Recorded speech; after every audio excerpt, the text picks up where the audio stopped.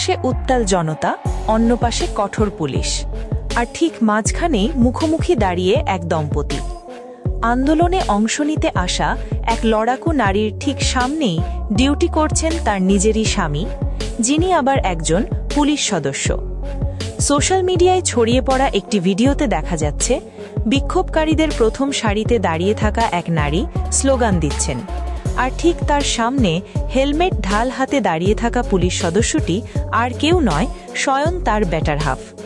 এই অভাবনীয় মুহূর্তটি ক্যামেরাবন্দী হওয়ার পর থেকেই নেট দুনিয়ায় হাসির রোল পড়েছে। নেটিজেনদের কেউ বলছেন একেবারে প্রফেশনাল লাইফ আর পার্সোনাল লাইফের চরম সংঘাত।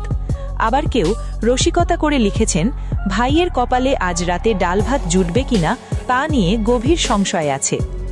ভিডিওতে দেখা যায় স্ত্রী যখন আন্দোলনের উত্তাপে তপ্ত, স্বামী তখন ডিউটির চাপে পাথর।